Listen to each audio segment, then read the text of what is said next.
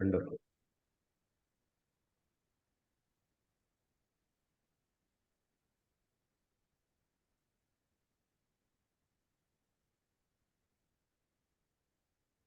Yes.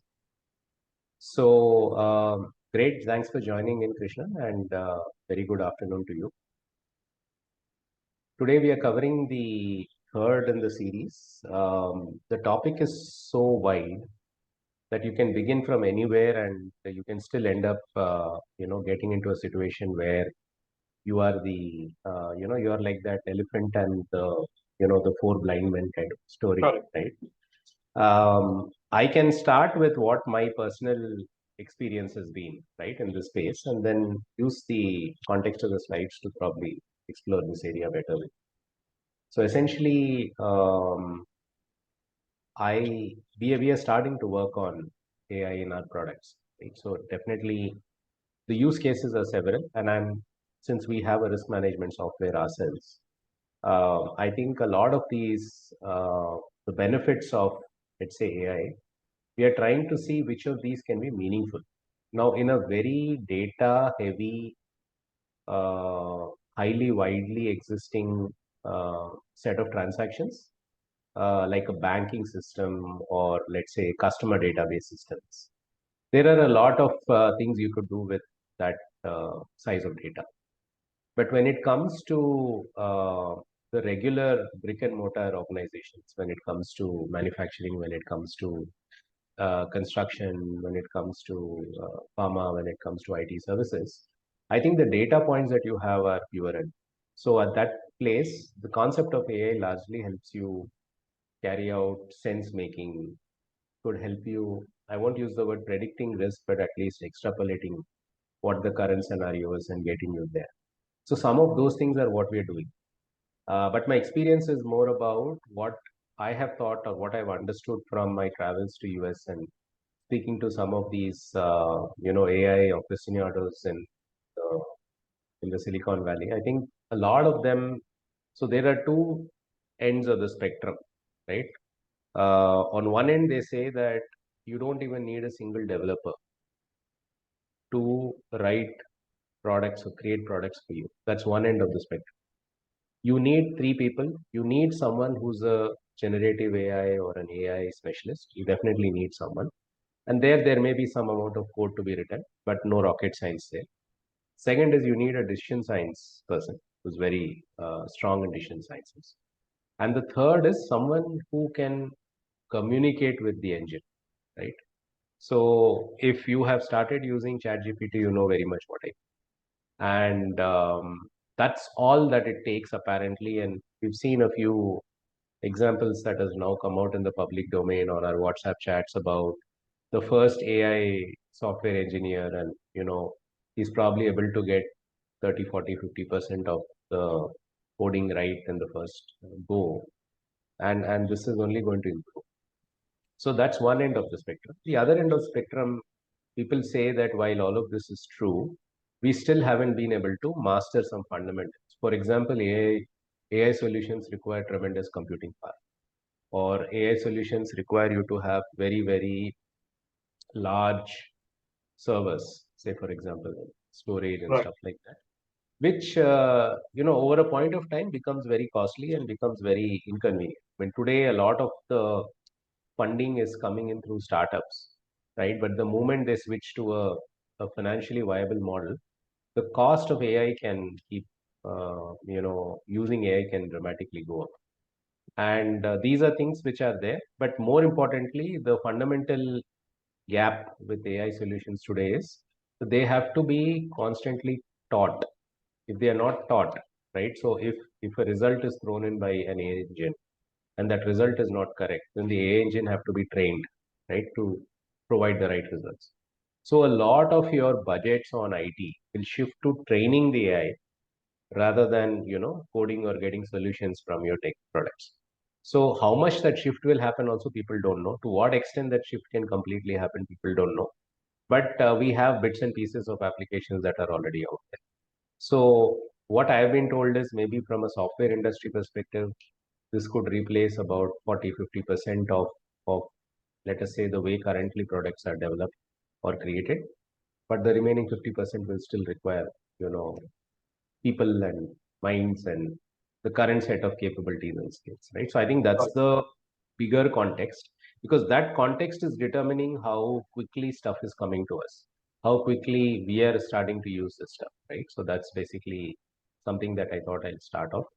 You have my introduction, so I'm not going to cover this for now, but I'll just start with this little high level slide.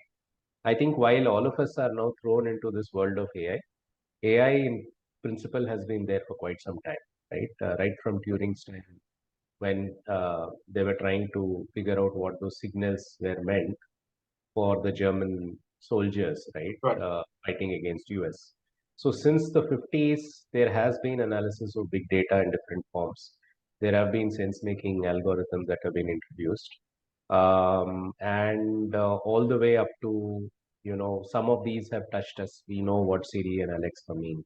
For example, a lot of us may have, if we've been connected with IBM in many places, we've worked with Watson. IBM Watson has been a very popular. A lot of us used to be very amused with this, a computer playing computer on chess and those very fundamental elements. So some of these things we are, personally connected with.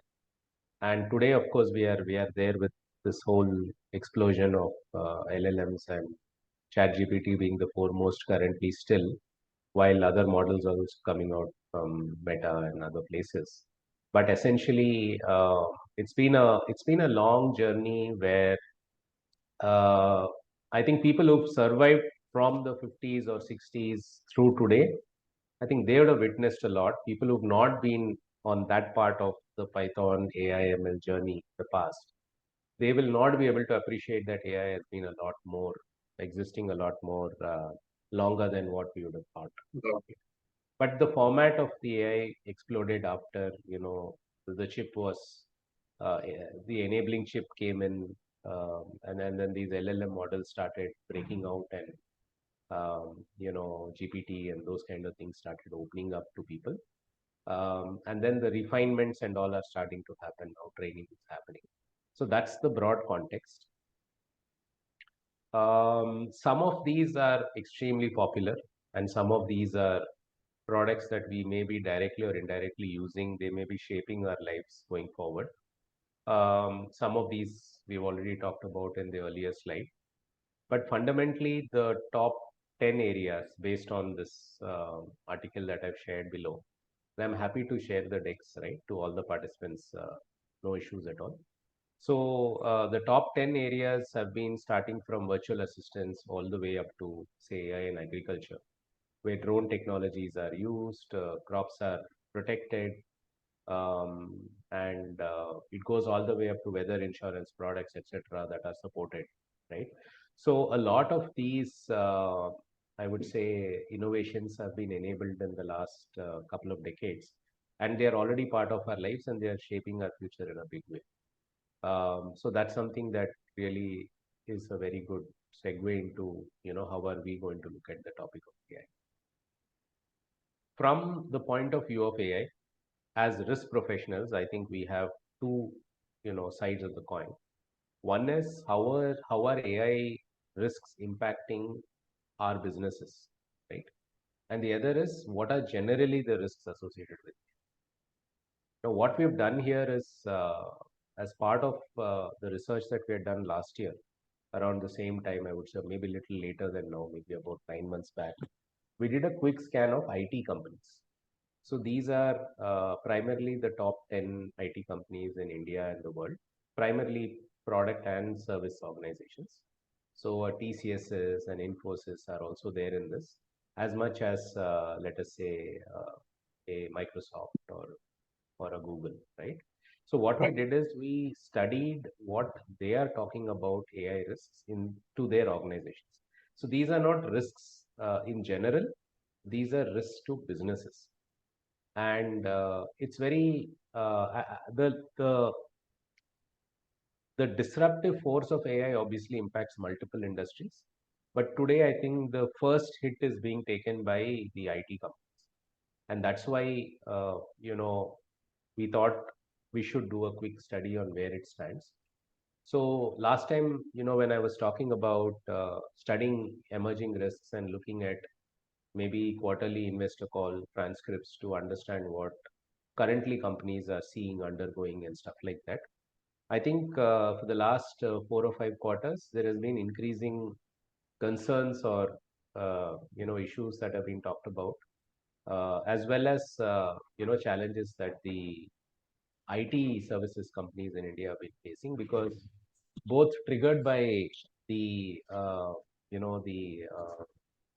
US crisis, that the financial crisis that happened about a year ago, where you had you know deceleration, etc., happening, as well as uh, from the pressures that the banking industry faced because of some banks going off, with the ALM crisis that came and stuff like that.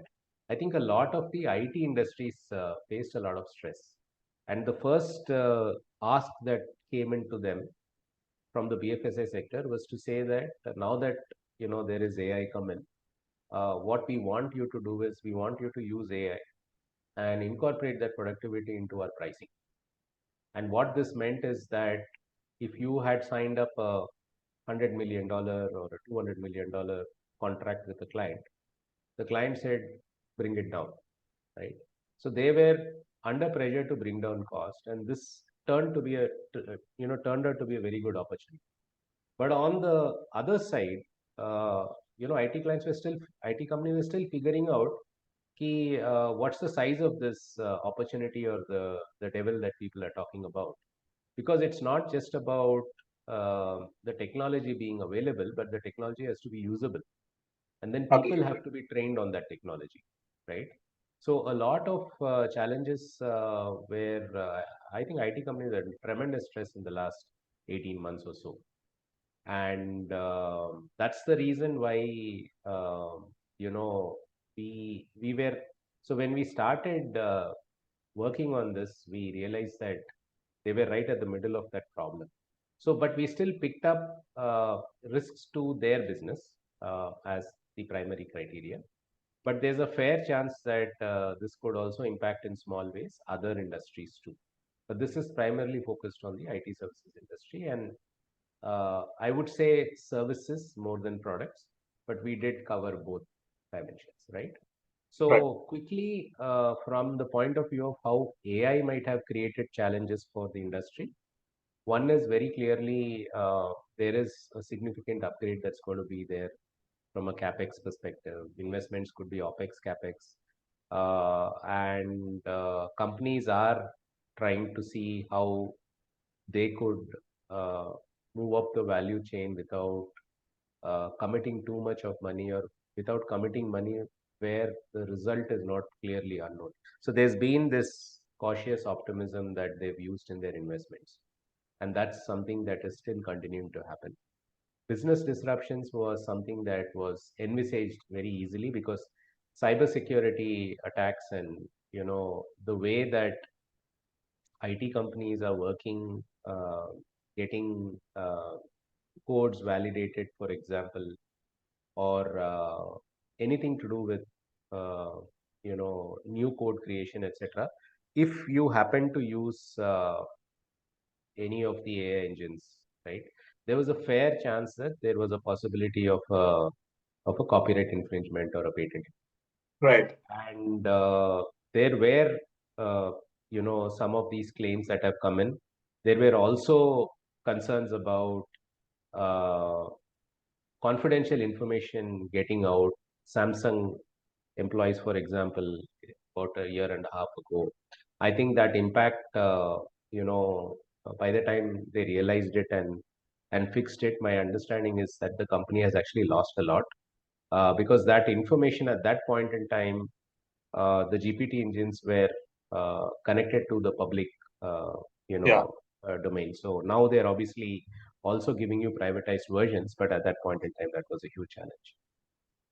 The third uh, is to do with attacks, and a lot of uh, the know-how relating to how a cyber attack would be carried out. or vulnerabilities associated with a certain industry. I think a lot of this started getting exposed. When people started using this to ask, what could be the easiest way of hacking into a company all the way up, XYZ. Right. And then the companies had to start quickly correcting to say that there are ethical dimensions to this, and then, some things were refused. But again, intelligence, humans countered that intelligence with suggesting a few other ways of asking this question. And it could be all the way from basic cyber to terrorism attacks, etc., etc. So a lot of the threats, I guess, was a landscape that companies were exposed to. And then data compliance. I talked about this, a little earlier, but that came out as the fourth largest topic. And the fifth is general societal concern, right? So here it's about how social media influencing happens, how information is used, misused, abused, Right. etc. And this was more a social concerns rather than a specific industry concern. But the greater this came out, questions of deep fakes, questions of political alignments, etc. And I had some samples earlier also with Meta getting into trouble, etc. Right, with Cambridge Analytical, etc. in previous periods. So a lot of this is was expected to be enhanced. So these are some of the points that were picked up in that initial period. And if we were to do a sweep of this again, I'm sure that we would have had this would have probably been 2x or 3x, right, with very clear examples. This is just based on maybe half a dozen companies that started talking about the impact of AI. But having said that, I think the topic for today and the manner in which we definitely want to understand is, while those challenges have to be met and each company is figuring out ways to deal with those challenges, um, I think the use of AI has been very, very heavy in each sector, I would say. And this particular article that I've kind of suggested there outlines about 10 different ways in which AI has had a positive influence on both industry and personal lives. So I'm just going to cover each topic at a certain speed so that we are able to cover the other couple of slides left. But primarily, AI has been used for automation and increased efficiency. This is basic. This was already happening in different ways in the past, through text to code and stuff like that. And Of late, we've seen increased use of chatbots and IVRs and all of these things, where the human possibly doesn't have to talk to another human, and that kind of both increases the overall efficiency, both in terms of cost and management of the process, and primarily triggered through automation. So that's one big area. The second is clearly personalization and customer experience. All of us, both on the customer side, on an individual customer side, we all understand how, say, OTT recommendations come to us. You have your playlist recommendations, you have Netflix recommendations, you have e-commerce product recommendations. Now, a lot of this is thanks to the way that they have been able to, say, triangulate your location or your identity along with your past, preferences. It could be even simple stuff like, Google that tells you you've been in the last 1 year, you've gone to these places, right? So a Right. lot of this is based on this triangulation of data that's capturing from time to time, connected with, your geography and your past, you know, browsing history, etc., etc.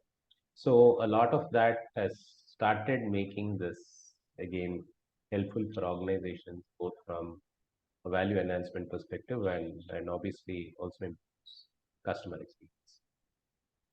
Third area has been predictive analytics, and here, um, it's both in terms of traffic optimization as well as in the transportation sector, you have predictive maintenance, trucks and vehicles which are regularly on the roads.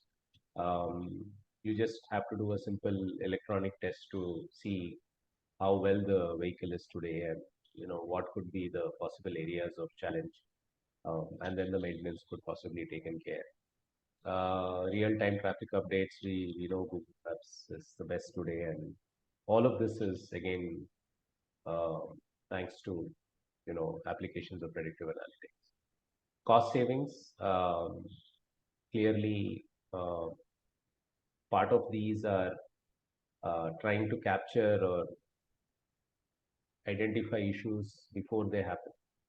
And a part of it is driven by the efficiencies that we talked about earlier. So it's always been a win-win. It's not a replacement but um, whether it is research, first-line research, whether it is customer service, whether it is any of these areas which are very process-driven. I think a lot of this, that first mile advantage, has come in almost immediately, and there's no arbitrage. It's straight away a cost savings as well, along with the predictive capabilities where they could help you identify a problem before a breakdown, let's say, for example.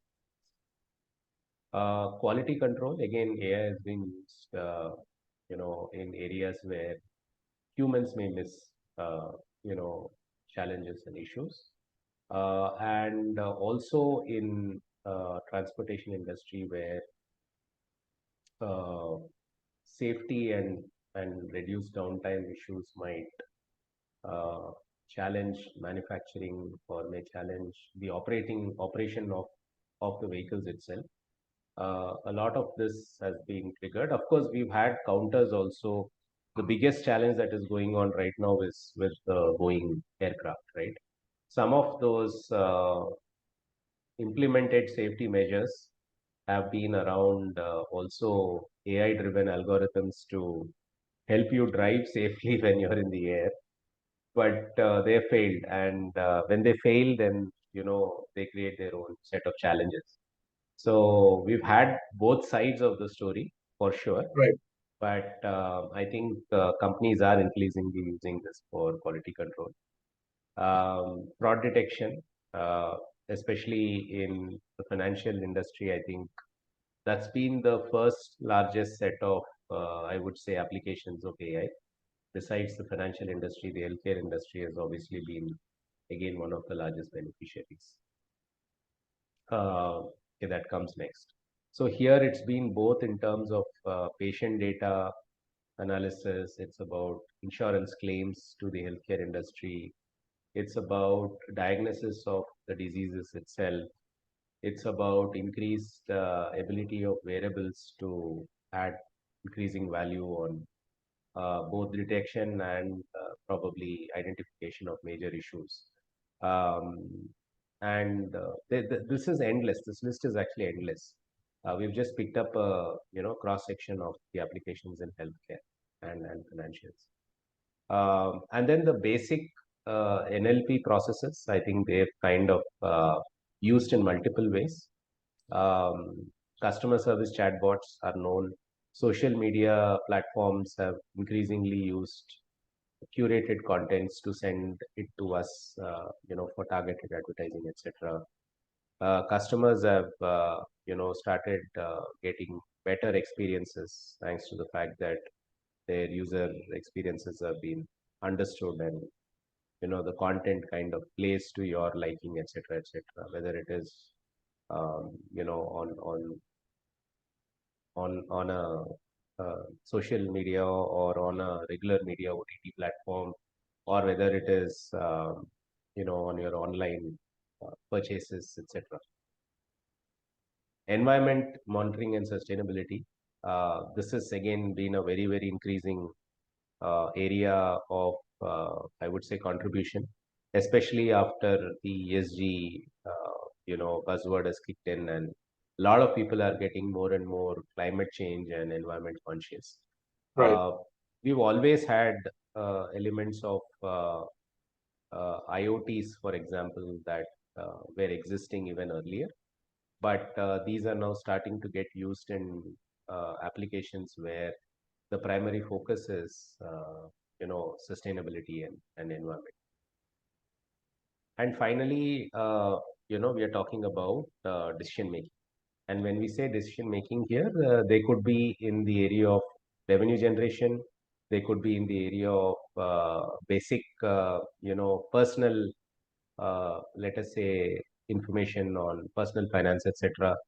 Or they could be in the area of risk management, optimization, and project analysis, which is the area that we want to spend some time on today, right? And we want Right. to get to that. So the list is endless, but this article kind of very nicely sums up areas where AI has significantly positively influenced.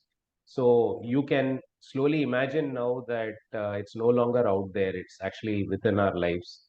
And that is increasingly within our lives. And possibly many times we are not even realizing that we are using variants of AI algorithms for us to continue to do our daily work, right? Absolutely. So that's something that again is more contextual, but definitely. So with this, I'll just come to the core topic of today. And what I've done is, while there I'll is take a no, moment. I'll take a moment, yeah, yeah, Anand. sure, Just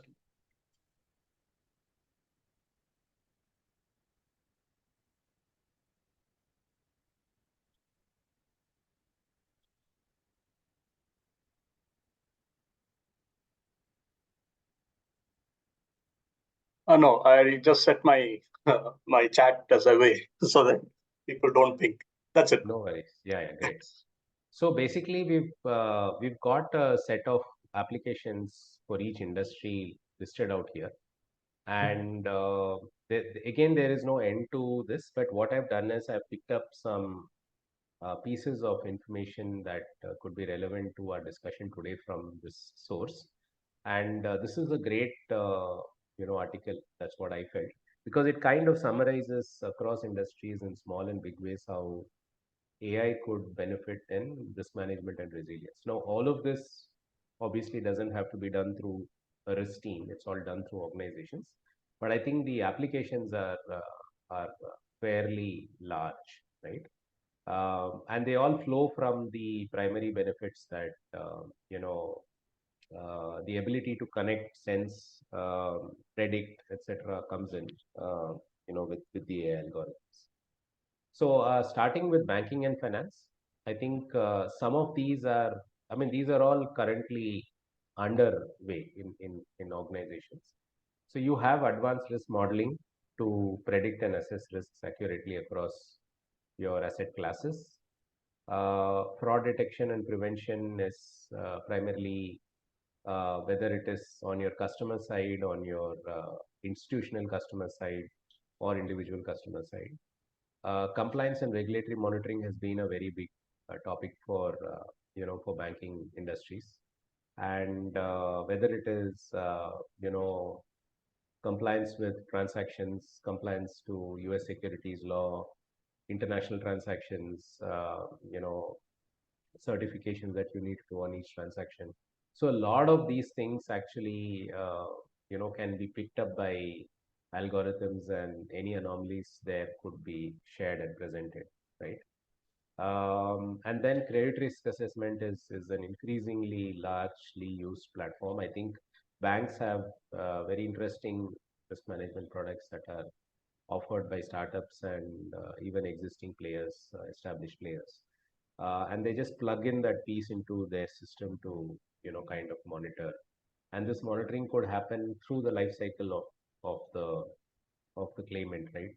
Whether it is at the time of onboarding a potential customer, or through the life cycle of that potential customer. If there are uh, so your interest rates, etc., are pegged to how your conditions could be, or your um, you know the the way your discipline is with respect to meeting your agreement terms, etc. And market surveillance in general to swiftly identify anomalies and potential threats. And this could be because of political risk moves, could be policy moves, could be any of this, right? For you to understand if there is something happening. Now, a lot of the banks actually, connect to, say, a Bloomberg terminal or a Thomson Reuters terminal and get to know real-time data. But how does that go back and flow into, say, your own systems or subsystems that allows you to get that alert in time? I think that's where AI has also been able to help. The second application in retail and commerce, I think here primarily retail and commerce depend a lot on aggregation, on connecting buyers and sellers, right? So the primary challenge for them will be to ensure that commodities are available in warehouses on time, and whether there are transportation or geopolitical incidents, supply chain risk is kind of managed well. The other is fraud detection and prevention of unauthorized transactions. So just want to make sure that the person who is presumably doing the transaction is the person who's authorized to do it. So from an identity perspective, etc. Regulatory compliance, and this is both on the product side as well as to ensure that the transactions are correctly carried out as per the requirements of the law, MRP, all of those things. And finally, customer data security, which obviously is a concern across industries, not just retail, but banking, but other places. But a lot of customer data does get captured here, including your addresses, etc., personal preferences, etc. So that's areas where I think retail and e-commerce companies are kind of used. Healthcare, in healthcare, I think, both in terms of, let's say, fraud detection and billing accuracy. So you don't want claims made on hospitals or on healthcare institutes where there was never any consumption, for example, or there is inflation of bill, or whichever way that, the stakeholder wants to understand it.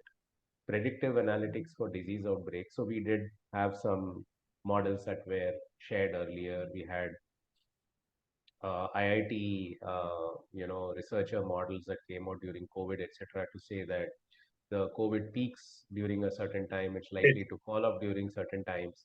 Now, I'm sure all of these are based on some algorithms and models that they've done. But this is increasingly, I'm assuming, has been applied not just locally at India level, but at a global level. Any contagion, any pandemic that comes out, any potential chance of, say, something coming out of country one going to the other countries, I think all of them follow some algorithms and models, which again could be, contributed through AI. And I think increasingly the companies have been working on drug safety and adverse monitoring of health records and clinical trial data.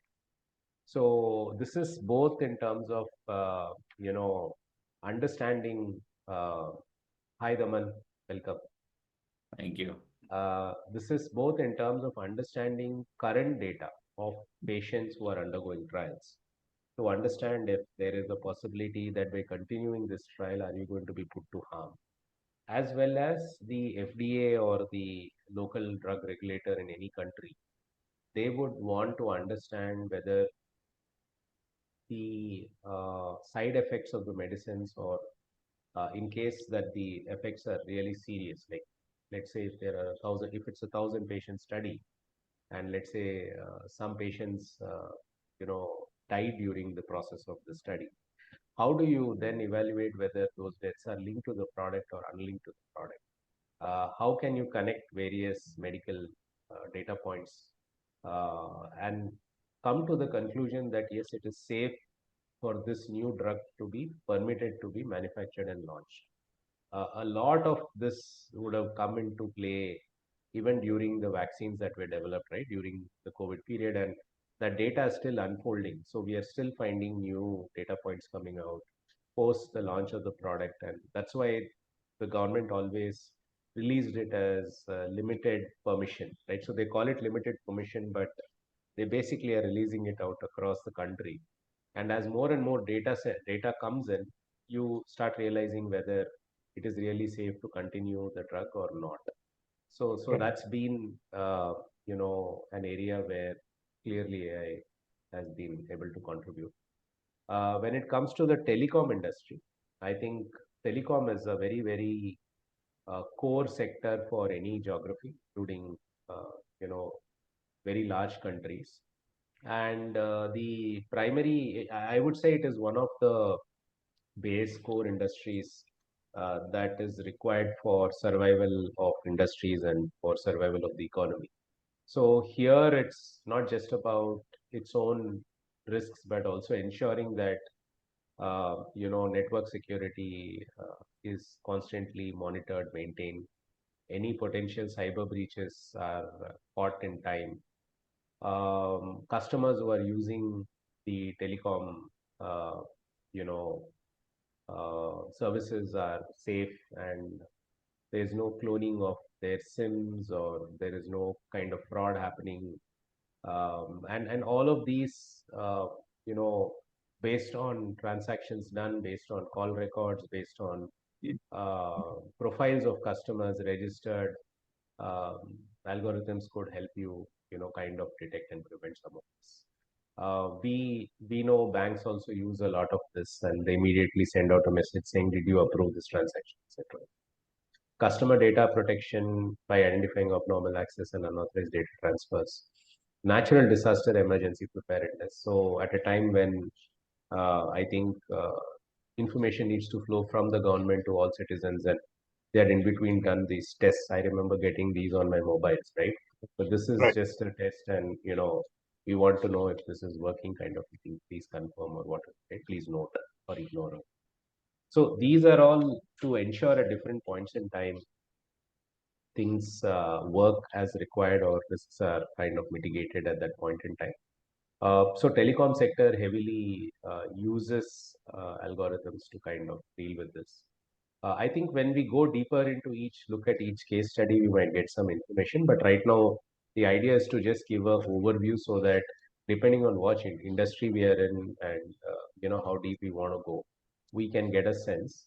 But let's say if any one of us, today it's just Krishnan on the call, but let's say if any one of us from the risk or resilience functions wanted to plan an AI-enabled risk management strategy, I think the pieces of opportunities are visible across these 7 or 8 industries that I'm covering today. And we could just pick and choose the ones that could create the maximum impact for us. Because the underlying algorithms, the solutions are already done for other industries. So we just had to pick it and run with it, right? So that way it's not a problem. In the automotive industry, again, automotive industry has had a lot of interventions of AI. We're going all the way up to driverless cars today. Right. But the I think the areas where it's really created inroads, and we've all, so any of the cars today, modern cars that we use, I think there's an electronic testing that's carried out to understand how safe, how ready, how appropriate the car is today for road running, etc. So I think this vehicle diagnostics is something that has been cracked through very easily much earlier. And nowadays there are also driver assistance systems for road safety, and these could be simple warnings. These could be taking it one step further and actually applying the brakes in case you missed applying the brake. There is a hierarchy of responses that the AI algorithm can generate for you when you're working with certain kinds of transportation, or certain kinds of driving that you do with certain vehicles. Supply chain optimization for shipment and production disruptions. I mean, nowadays there's so much of distribution of manufacturing across the world, right? So my spare part comes from China, my chip comes from Taiwan, my manufacturing happens in India, my consumption happens in US. By the way, I also have a Germany plant, say for example, and anything could happen anywhere. And I think a lot of the automotive industry has been based on distributed development, and I think a lot of their supply chain optimization for shipment and production disruptions are being supported by algorithms. Recall management for safety flaws, again, very clearly, whether it is the belts, whether it is the airbags, whether it is any of these internal thing. A lot of times I've been asked to bring in my vehicle to the mechanic, to the authorized agent, to check for certain anomalies. And if I think our product had that problem, then they would do the repair or correction for free. So some of these have been existing for quite some time now. Uh, uh, Insurance industry, besides the banking industry, I think again very interesting sector where AI has increasingly been contributing. I think from the pricing of a particular risk, right? So if especially corporate, I think when you have to set your premium, ideally your premium is based on an assessment of risk of that particular client, right? If it is individuals, then there's just some very broad rules that determine what premium you get based on age, based on say health conditions, etc. But when it comes to specific client or industry related risks, I think each client or each industry is very different, and the the premiums and the risk may be very very skewed, right, compared to say other companies and other clients. And increasingly, there are these risk assessment algorithms that are applied through the data that each of these clients submits at the time of premium renewal, which is then again studied by these algorithms, and then rates could be proposed which are a lot more meaningful and safer for insurance companies.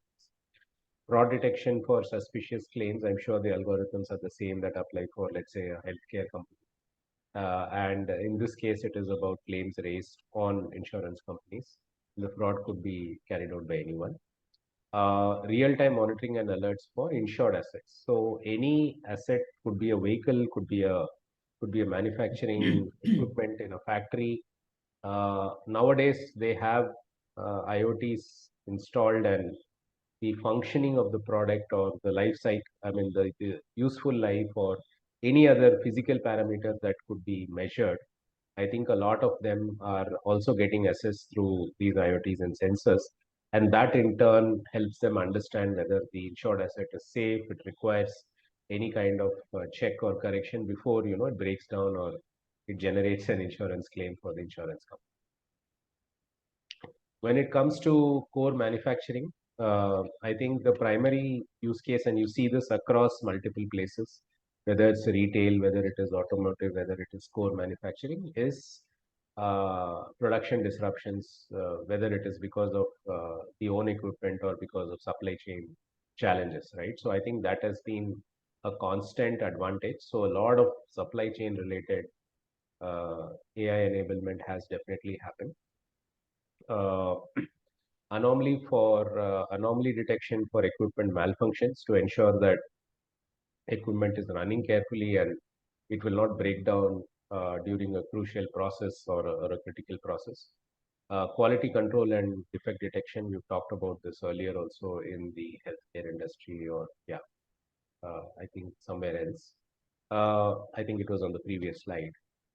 Safety monitoring of worker activities and equipment conditions. So this is more about ensuring that your workmen are safe and the practices that are followed.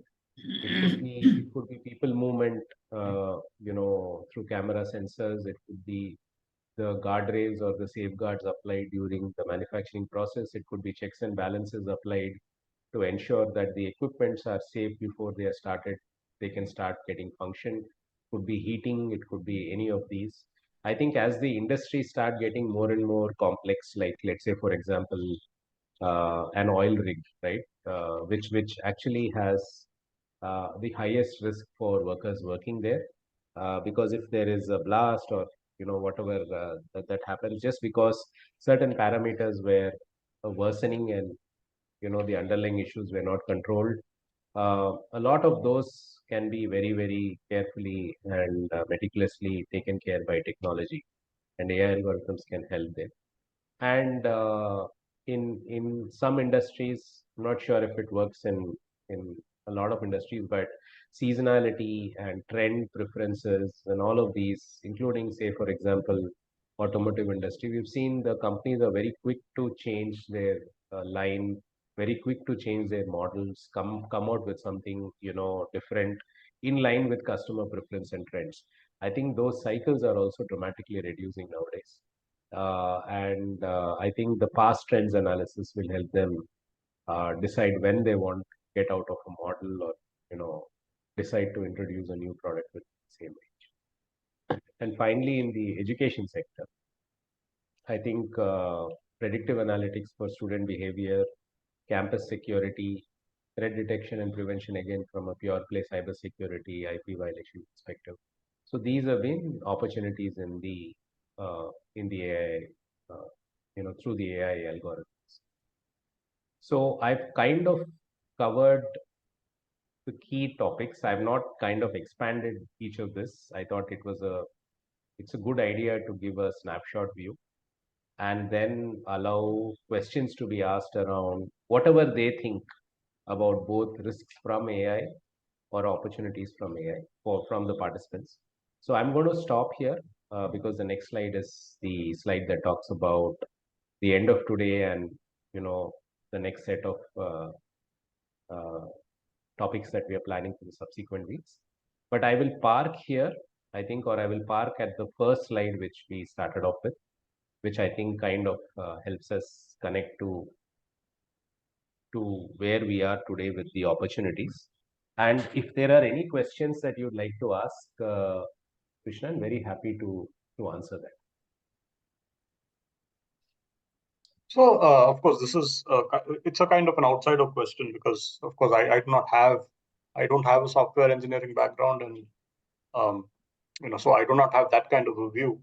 But Right. how do you see people like financial regulators, or maybe even customers who ask for financial software developed by TCS, for example? All right, as you mentioned, they want the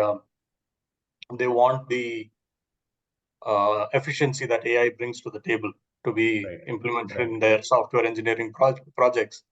But how much kind of errors will a customer be able to accept in a financial situation? For instance, okay, even if your software, um, you know, it does the right thing 99% of the time, for example.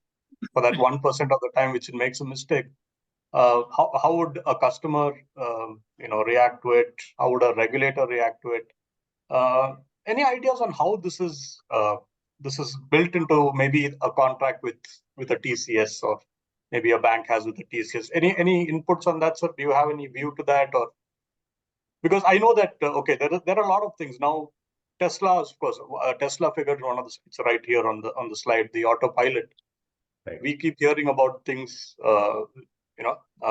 cars, killing the occupants in that sense. Now, how much of this is actually um, are things which maybe regulators, maybe transport safety people exactly are looking at this in a way that they don't have anything to say, or do they say that something bad?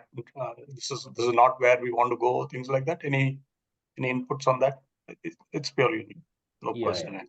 Yeah. So there are two parts to your question. Question one is, what are customers and stakeholders, non-regulatory stakeholders, expecting from AI, and how do they view any excursions of AI, right? Like you said, 99 versus 1, etc., etc. And the other part of it is how are regulators, whether they are in the financial domain or from a safety point of view, from a from a security point of view, or from just personal financial safety point of view, etc., right? What are they looking at and how are they looking?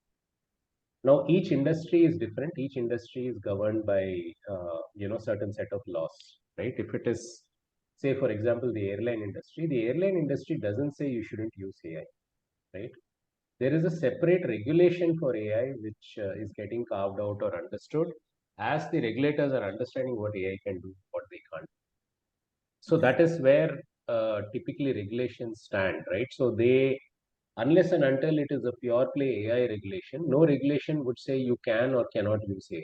Yeah. That is not sought, because regulators themselves use AI. Yeah. So FDA does audits, say for example, of manufacturing pharma companies based on some algorithms that help them understand that in this particular company, possibly these are 10 things that should be, audited compared to, what they would have otherwise done without an AI, right? So but the usage of AI and where it gets used becomes very critical. For example, in the case of a topic like Tesla, uh, innovation is pushing the boundaries of regulatory rule making. It's not Right. the other way around, right? So typically our understanding is there is a law or a regulator. The law tells you that these are the boundaries you have to follow, and all businesses work within that boundary. Now that's one approach, right? But the other approach is just because innovation is happening in this manner, regulators are now forced to think what should be the rules. And that's what has happened even, let's say, through the EU. EU has always been at the forefront of understanding, grasping, and communicating certain elements very quickly. So EU has come out first with a regulation that says responsible use of AI, right? And we've been talking about responsible use of AI quite some time since ChatGPT came out. So or even earlier. So the regulators will look at people safety as the primary concern. They will look at security as the secondary concern. The financial benefits or the business benefits will probably not even be part of their interest, because that will be dealt with by the respective industries for their own Yes. use cases, right?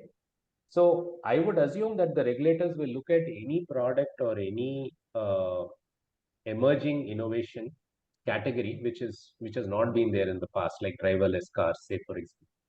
So they will have to study that from the point of view of how safe it is. Driverless cars, to my understanding and knowledge, will never come to India. It cannot come because of the way the ecosystem is. It cannot be introduced, right? Unless and until the infrastructure itself enables it, right? For example. So certain things are still in trial and error mode in certain areas. Say, for example, we are talking about drones and drones delivering material to people. That is already also happening in India. So some of these areas are getting permitted, and these are both are regulated, right? So regulations for drones are also in place in India, say for example, and definitely driverless cars aren't in India yet, so we can't talk about them.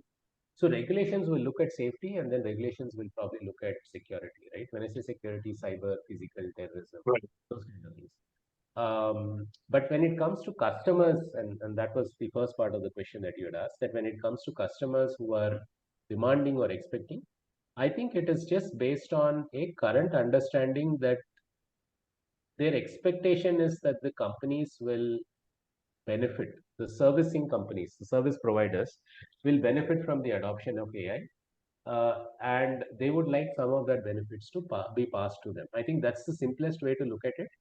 And the pressures could be several. The pressures could be just that, they are under tremendous pressure. So they think that this is a fantastic opportunity to demand for something like this. So the couple of companies that I have spoken to, and definitely it's not easy, but a couple of other companies that I've spoken to, I think the understanding is that there will be benefits flowing in. And these contracts are not single year contracts, right? So they are multi-year contracts, or sometimes, several quarters, if not multiple years. And therefore, the expectation is that at some point in time, the company will be able to get the benefit or pass on the benefit. But it is very use case based, right? It's very opportunity based.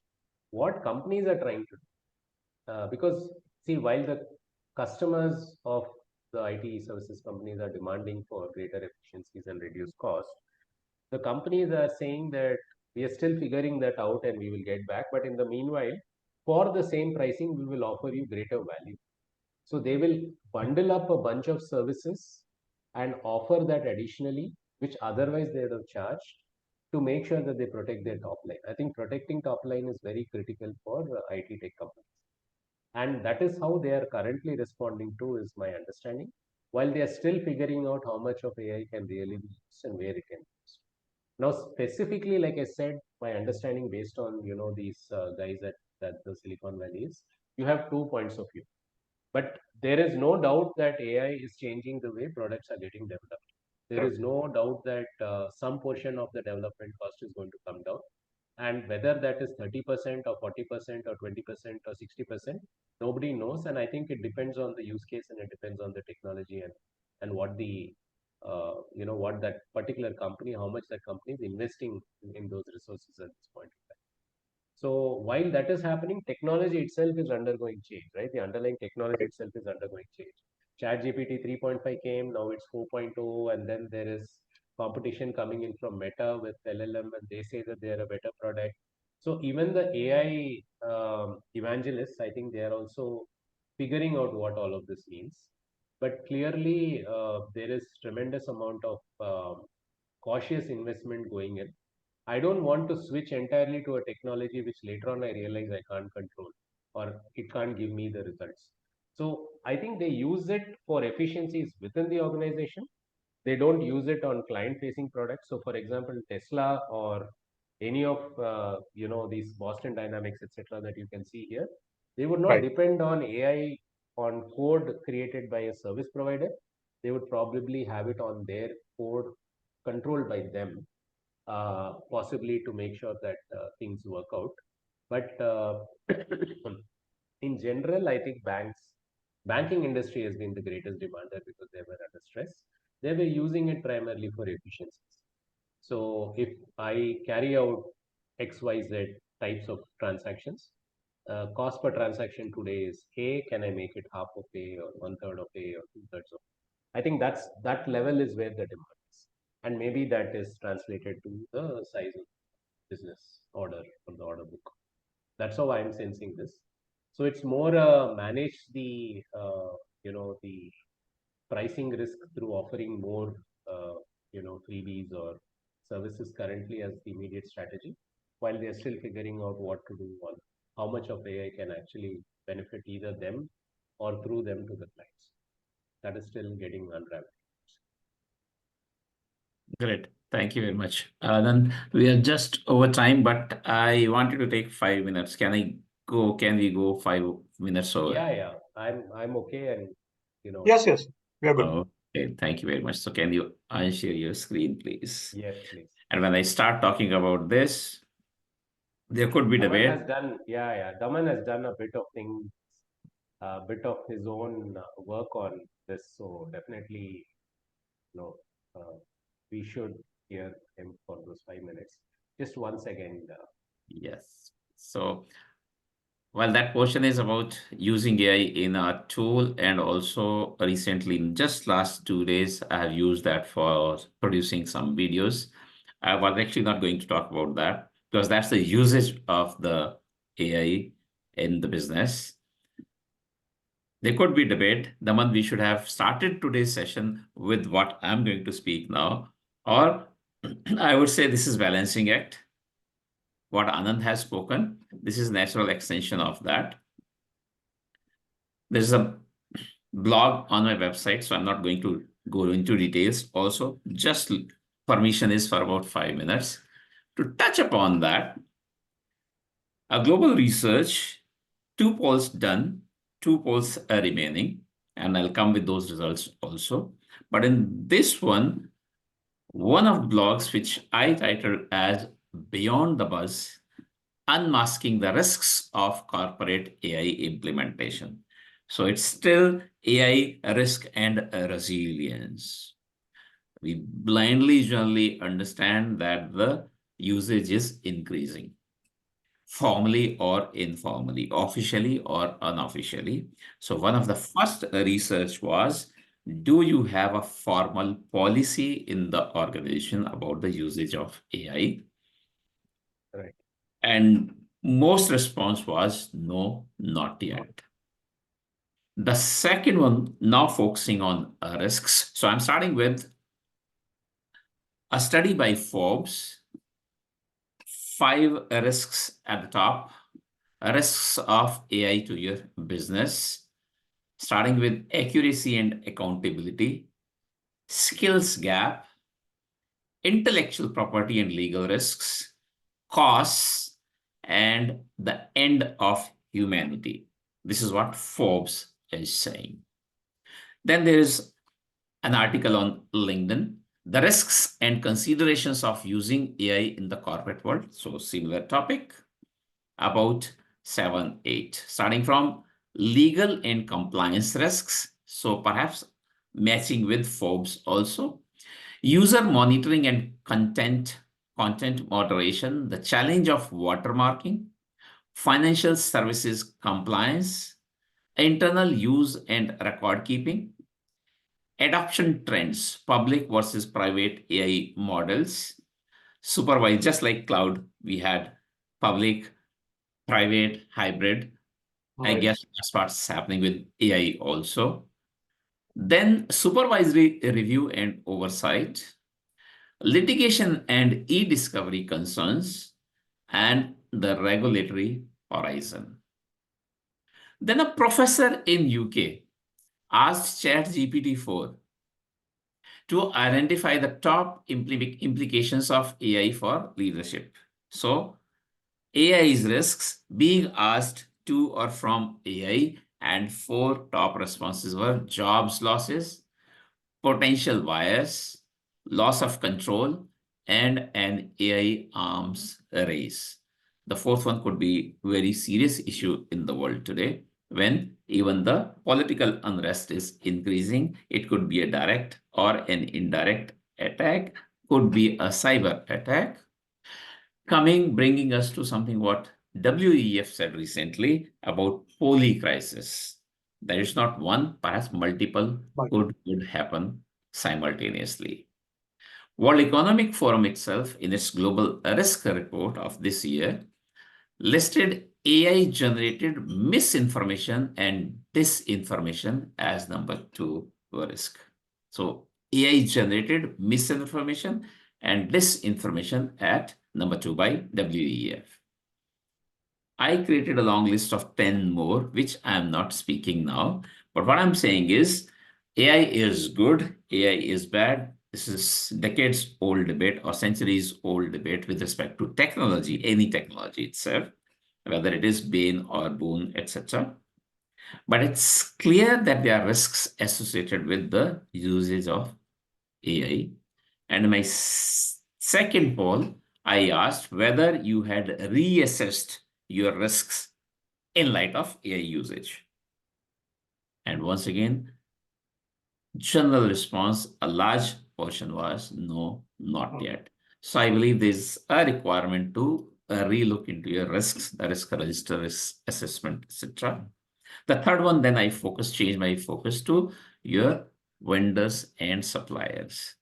Their usage of AI, whether that is creating or could create any risk for you, or whether they have got the AI usage policy, formal policy, or whether they have reassessed their risks in light of their usage of AI. So this is what I wanted to bring out to balance out that it's good if used in a good way, something like that. Thank you very much. Back to you, Anand. I think these are very, very helpful points to think around the risks, and there is no end to new risks which come up, Daman. Exactly. But you are right that it is very important for us to be able to keep in touch, right? And I think Exactly. every one of our colleagues have to do it, and it's not about using it wisely, but understanding the implications of both using it or it getting used, which can impact your company, right? To your business model, to your organization, to your. So very, very important topic, and I thought there will be more people coming in today, but it's great that we've managed to record this and possibly we'll make this available. Yeah. And thanks, Krishnan, for making it again today.